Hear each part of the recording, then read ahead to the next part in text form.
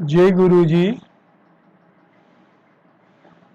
मैं Ajay Kumar Garg Garg live classes में आपका स्वागत है। आज हम करेंगे चैप्टर 1 इंटीजर्स की एक्सरसाइज 1.4 का क्वेश्चन 3। क्वेश्चन 3 हमें कहता है फिल इन द ब्लैंक्स। तो ये क्वेश्चन आपके पास दिया है, तो यहाँ पे क्या आएगा वो हमने फिल करना है। तो हम मैथ में क्या करते हैं, जो हमें पता नहीं होता हम उसको लेट कर लेते हैं। तो हम ये मान लेते हैं कि यहाँ पे ए वेरिएबल आएगा। ए वेरिएबल का मतलब क्या होता है, इसकी वैल्यू फिक्स नहीं है, तो इसकी हम वैल्यू फाइंड आउट कर सकते हैं क्योंकि ये वेरिएबल है।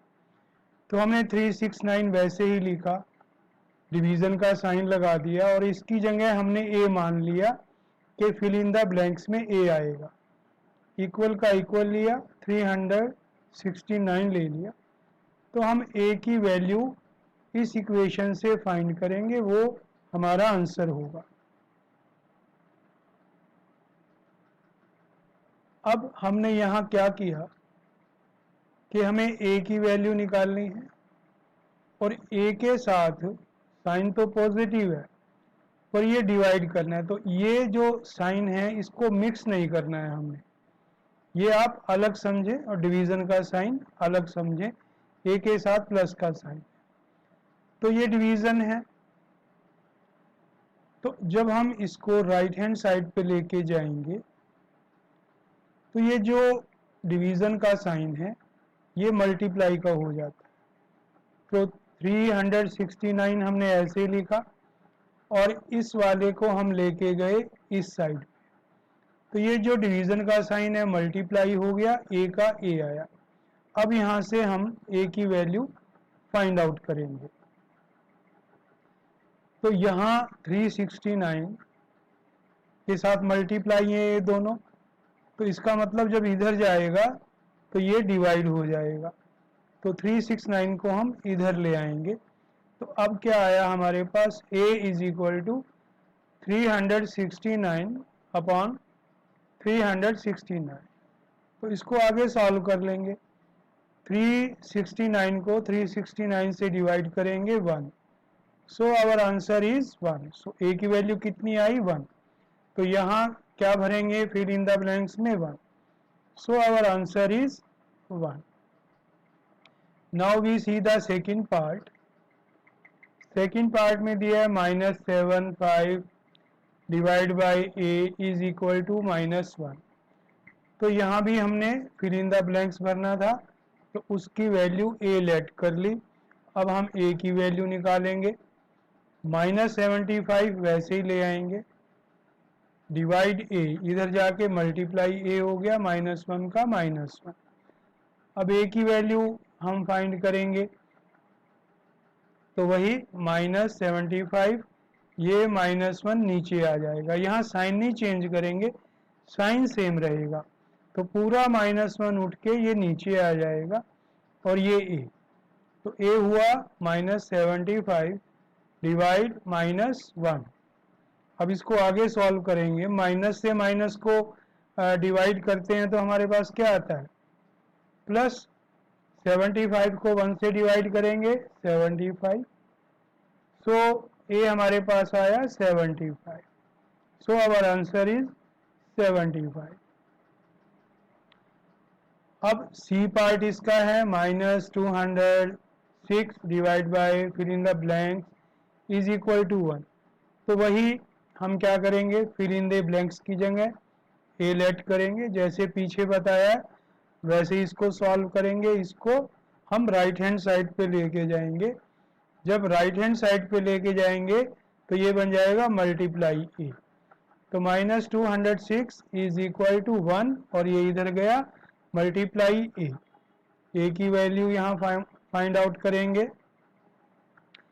तो 1 को ए से किया A, -206, so our answer is -2। जय गुरु जी। D part, -87 division fill in the blanks 87, तो वैसे ही करेंगे हम, जो फिल इन द ब्लैंक्स है उसको ए लेट करेंगे, तो -87 डिवीज़न का साइन और इसको हमने ए लेट किया है इज इक्वल टू 87। तो फिर आगे हम -87 और इसको हम लेके जाएंगे राइट हैंड साइड पे, तो इसको अगर राइट हैंड साइड पे लेके जाएंगे तो ये बना मल्टीप्लाई ये, उसके बाद इसको हम सॉल्व करेंगे, -87 वैसे ही रहेगा, फिर जो 87 राइट हैंड साइड पे है उसको इधर लेके जाएंगे और ये इक्वल टू ए, तो ए इक्वल टू आया -87 अपॉन 87, माइनस को प्लस से डिवाइड करेंगे आया माइनस, 87 को 87 से डिवाइड करेंगे आया 1, so a is equal to -1, so our answer is -1. Now we see the E part. तो इसमें भी हम जो फिल इन द ब्लैंक है ए लेट करेंगे, डिवीजन का साइन 1 इज इक्वल टू -87। अब आगे क्या करेंगे, अब ए को यहाँ लेके नहीं जाएंगे, ए को लेफ्ट पे रखेंगे, तो ये जो 1 वाला है डिवीजन को इधर लेके जाएंगे तो ये आया मल्टीप्लाई, 1 का 1 इधर ले जाएंगे, तो यहाँ साइन क्यों नहीं चेंज होता, अगर जब हम प्लस या माइनस करते हैं तब साइन चेंज करते हैं, क्योंकि हमने डिवीजन का साइन चेंज कर दिया, मल्टीप्लाई तो 1 वैसे ही जाएगा। अब -87 मल्टीप्लाई 1 क्या होता है, -87, तो ए हमारे पास आया -87, सो आवर आंसर इज -87। तो फिल इन द ब्लैंक में हम लिखेंगे -87।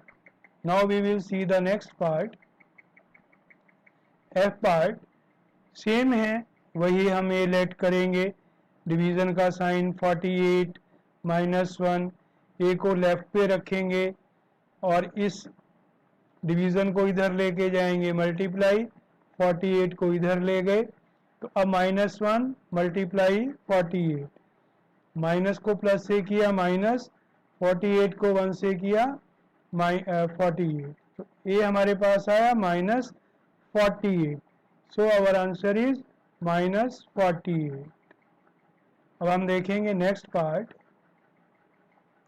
जी पार्ट, वैसे ही फिल इन द ब्लैंक्स को ए कंसीडर किया जैसे हमने पीछे क्वेश्चन किए हैं, 20 को इधर रखेंगे, इसको इधर लेके जाएंगे और -2 को मल्टीप्लाई करेंगे, ए से -2a आया, तो ए किसके बराबर होगा, -2 नीचे ले जाएंगे लेफ्ट हैंड साइड पे,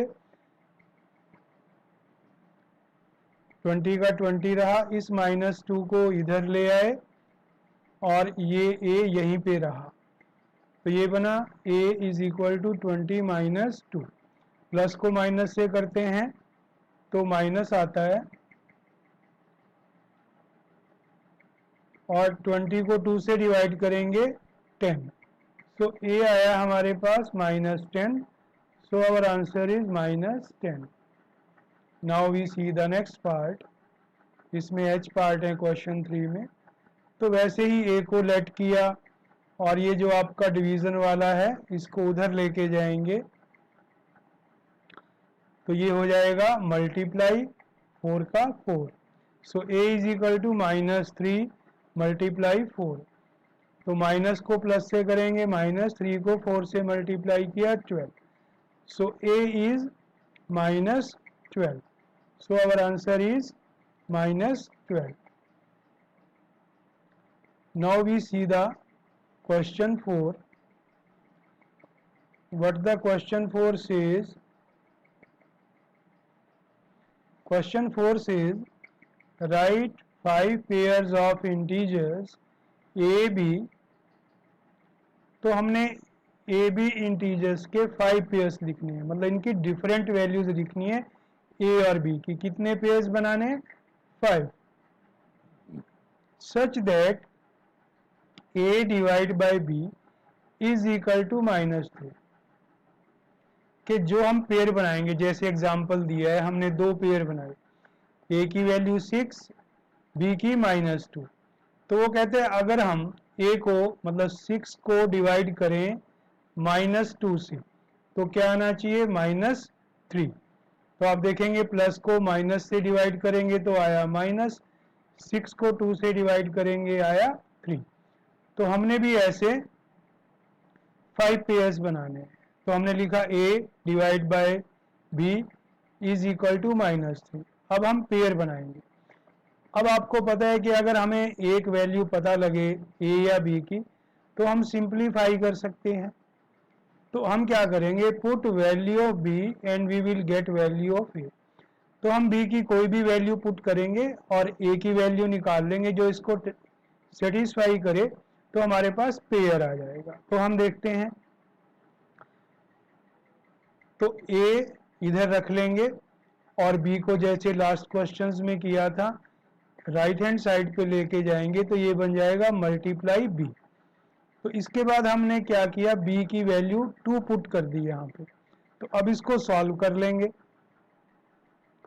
तो माइनस को प्लस से मल्टीप्लाई किया माइनस, 3 को 2 से किया 6। तो जब b की वैल्यू हम 2 पुट करते हैं तो हमारे पास a की वैल्यू -6 आ गई। तो पेयर कौन सा बना, -6 एंड 2। तो वन पेयर हमारे पास आया -6 एंड 2। अब दूसरा पेयर कोई बनाते हैं। तो यहाँ पे b की वैल्यू हम 3 पुट कर देंगे। तो यहाँ a is equal to -3, b की वैल्यू हमने 3 पुट करी, इसको सॉल्व कर लेंगे। माइनस को प्लस से मल्टीप्लाई किया माइनस, 3 को 3 से मल्टीप्लाई किया 9। तो हमारा पेयर क्या बना, a की वैल्यू आई थी -3, तो -3, b की वैल्यू हमने 3 पुट करी थी। तो हमारा पेयर बना -9 and 3। So this is our second pair. Now we see the next. अब हम b की वैल्यू 4 पुट कर देंगे। फिर a की क्या आएगी, -12, इसको सॉल्व कर लेंगे। तो पेयर कौन सा बना, -12 एंड 4। तो ये पेयर बन गया -12 एंड 4। अब हम b की वैल्यू 5 पुट करेंगे और फिर वैसे ही सॉल्व करेंगे। सॉल्व करके आया -15, तो पेयर आया -15 एंड 5। अब हम b की वैल्यू यहाँ पे 6 पुट करेंगे, सॉल्व करेंगे तो हमारे पास आया -18। तो पेयर कौन सा बना, -18 एंड 6। Answer is -18 and 6। अब हम नेक्स्ट क्वेश्चन करेंगे इसका 5th क्वेश्चन।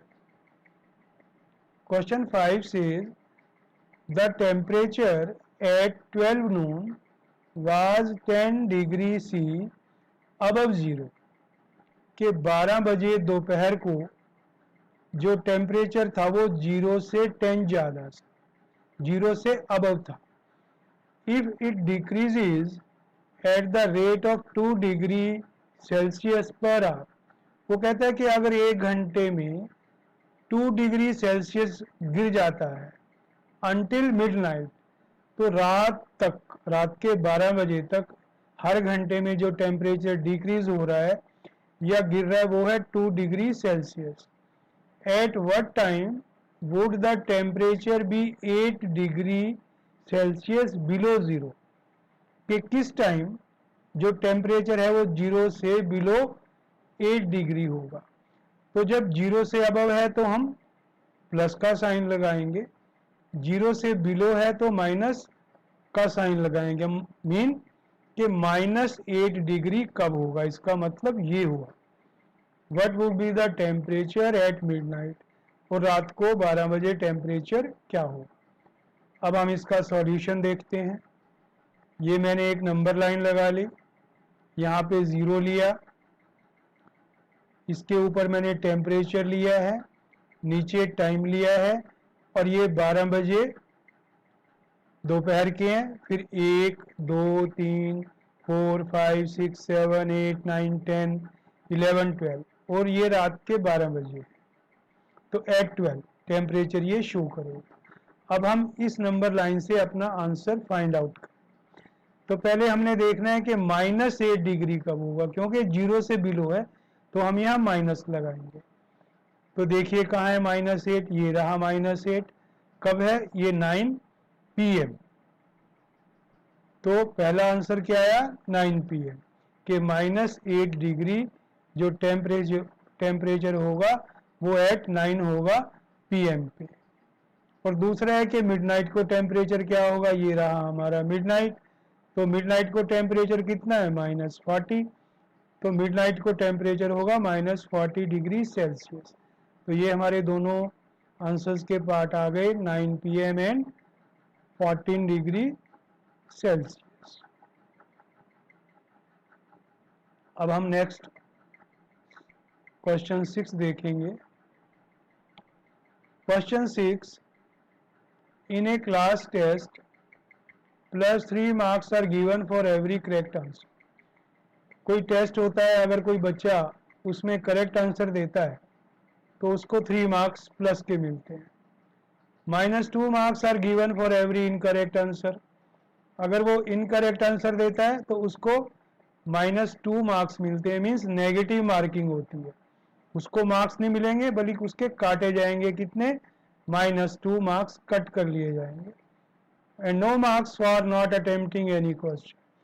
और जो कोई क्वेश्चन अटेम्प्ट नहीं करेगा उसको कोई मार्क्स नहीं मिलेगा, ना उसका कट होगा ना उसको मिलेंगे। तो क्वेश्चन का फर्स्ट पार्ट जो हमें सॉल्व करना है वो ये है, राधिका स्कोर्ड 20 मार्क्स। तो राधिका के उस टेस्ट में कितने मार्क्स आए? 20।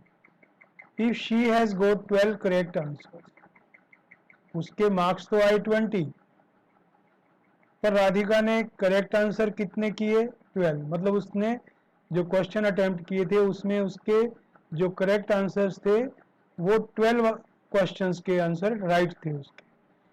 How many question has she attempted incorrect? हमें ये बताना है कि उसने कितने क्वेश्चंस इनकरेक्ट थे उसके, जो उसने इनकरेक्ट अटेम्प्ट किए। अब हम इसका सॉल्यूशन देखते हैं। तो सबसे पहले लिखेंगे marks obtained by Radhika in test. तो राधिका को कितने मार्क्स मिले हैं? 20। टोटल मार्क्स राधिका ने लिए 20। तो marks obtained by Radhika for correct answer. अब हम ये देखेंगे कि करेक्ट आंसर्स के लिए राधिका को कितने मार्क्स मिले। करेक्ट आंसर उसके 12 हैं। करेक्ट आंसर के कितने मार्क्स मिलते हैं? 3। तो टोटल मार्क्स कितने हो गए? 12 × 3। मतलब जितने उसने करेक्ट आंसर दिए और एक आंसर का जितना उसको मार्क्स मिला, इसका मतलब उसको 36 मार्क्स मिले करेक्ट आंसर के लिए। अब हमें देखना है कि उसके इनकरेक्ट आंसर्स के से मार्क्स वो कितने हैं। तो जो टोटल उसने मार्क्स लिए और उसमें से ये माइनस कर दें तो हमारे पास आ जाएगा कि उसको इनकरेक्ट आंसर के लिए कितने मार्क्स मिले। तो 20 में से हमने 36 को माइनस किया। अब ये ऑपोजिट साइन है, 20 को 36 में से माइनस करेंगे, साइन जो ग्रेटर के साथ, तो -16 उसको इनकरेक्ट आंसर के लिए मार्क्स मिले। अब हम ये देखेंगे कि उसके इनकरेक्ट आंसर कितने हैं। तो टोटल मार्क्स जो इनकरेक्ट आंसर के हैं, अगर उसको हम डिवाइड कर दें, जो मार्क्स मिलते हैं एक इनकरेक्ट आंसर के लिए, तो हमारे पास नंबर ऑफ इनकरेक्ट आंसर आ जाएंगे। तो हम -16 को डिवाइड करेंगे -2 से। तो इसको सॉल्व करेंगे, माइनस से माइनस डिवाइड करते हैं तो प्लस, 16 को 2 से डिवाइड करेंगे 8। So our answer will be 8। कि जो मार्क्स जो number of incorrect answer उसने दिए वो थे 8। अब हम देखते हैं इसका सेकंड पार्ट।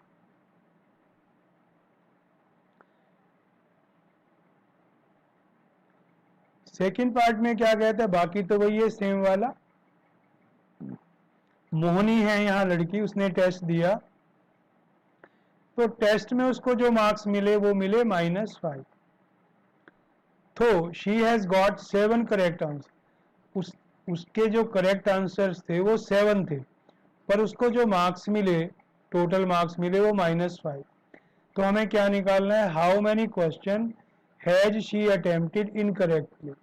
तो उसके कितने क्वेश्चंस इनकरेक्ट थे। वैसे ही मोनिका ने कितना स्कोर किया टेस्ट में, -5, और करेक्ट आंसर उसके थे 7। एक आंसर के लिए मार्क्स मिलते हैं 3, तो टोटल मार्क्स कितने हुए करेक्ट आंसर के, दोनों को मल्टीप्लाई कर देंगे तो 21 आया। अब हम देखेंगे कि उसका इनकरेक्ट आंसर का स्कोर क्या है। वैसे ही इसमें से टोटल स्कोर में से जो करेक्ट आंसर का स्कोर है माइनस कर देंगे, -5 -21, इसको सॉल्व करेंगे। अब दोनों साइन सेम है तो प्लस करेंगे, 5 + 21 26, साइन जो ग्रेटर के साथ है 21 के साथ माइनस, तो -26। सो इनकरेक्ट आंसर के लिए उसको जो मार्क्स मिले दैट इज -26। अब निकालेंगे नंबर ऑफ इनकरेक्ट आंसर। वैसे ही total marks for incorrect answer -26 upon, और जो इनकरेक्ट आंसर के लिए मार्क्स मिलते हैं -2, उससे डिवाइड कर देंगे। माइनस से माइनस को डिवाइड करेंगे प्लस, 26 को 2 से डिवाइड करेंगे 13। सो हमारा आंसर आया 30। So this was the question 6।